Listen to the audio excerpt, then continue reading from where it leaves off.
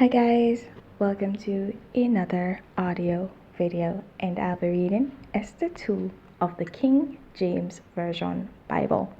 And it reads, After these things, when the wrath of King Ahasuerus was appeased, he remembered Vashti and what she had done, and what was decreed against her. Then said the king's servants that ministered unto him, Let there be fair young virgins sought for the king. And let the king appoint officers in all the provinces of his kingdom, that they may gather together all the fair young virgins unto Shushan the palace, to the house of the women unto the custody of Hegi, the king's chamberlain, keeper of the women, and let their things for purification be given them.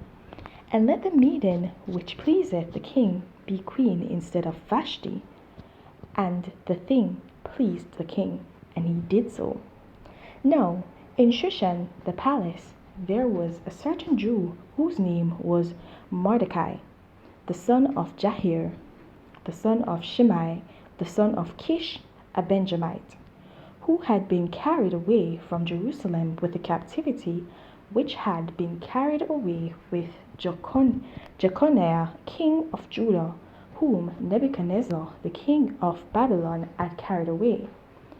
And he brought up Hadassah, that is Esther, his uncle's daughter, for she had neither father nor mother, and the maid was fair and beautiful, whom Mordecai, when her father and mother were dead, took for his own daughter.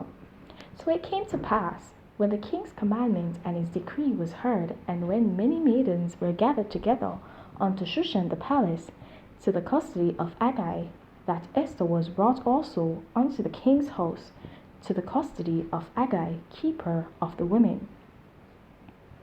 And the maiden pleased him, and she obtained kindness of him, and he speedily gave her things for purification, with such things as belonged to her, and 7 maidens which were meet to be given her out of the king's house.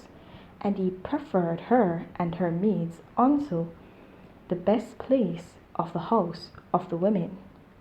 Esther had not shewed her people nor her kindred, for Mordecai had charged her that she should not shew it. And Mordecai walked every day before the court of the women's house to know how Esther did, and what should become of her.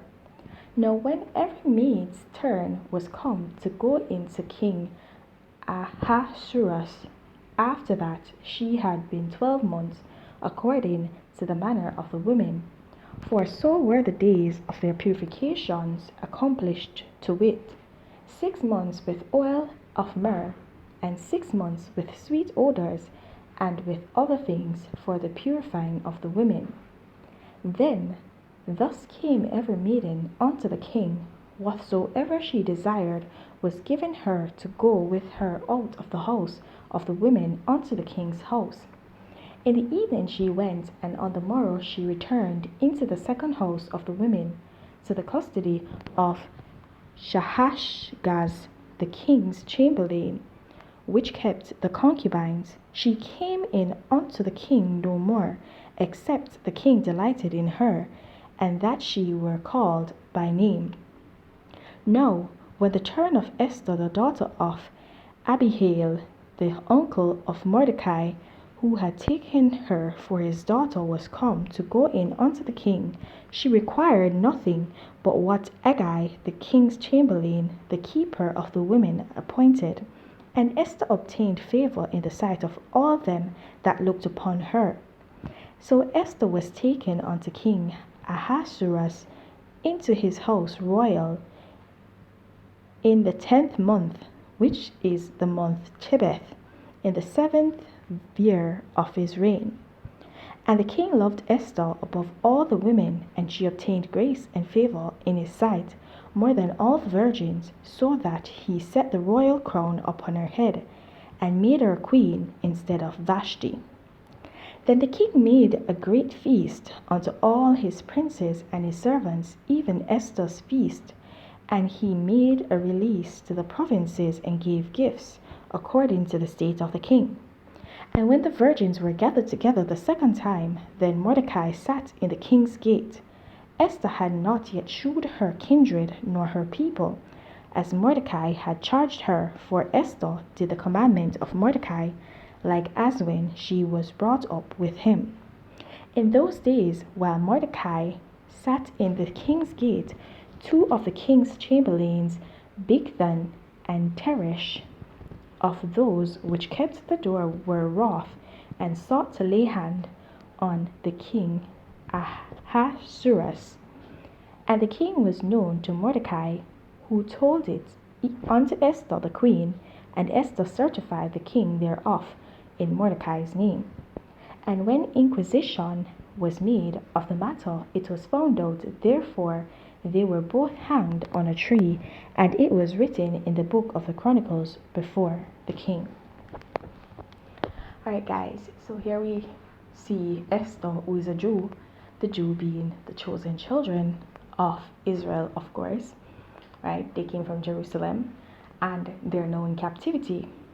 And here Esther is, and her uncle told her not to say that she was a Jew, to hide her kindred so that she may gain entry into the palace. The reason for this was not given, but it would actually, well, I think further research would actually tell us more, but on the surface here, just reading from the scriptures, we could assume that Jews weren't really supposed to be in royal standings, and so that's the reason why Mordecai had told Esther not to let them know of her kindred, her people, that she was actually a Jew. And so she obeyed, and she found favor in the sight of the king. Okay, and if you were reading along, then you see that she not only found favor in the sight of the king, but she found favor in the sight of all those around her as well. And I can just assume that it's because she was not only beautiful in her outward appearance, because it did say that she was fair to look upon and she was beautiful to look upon, and so she found favor for that.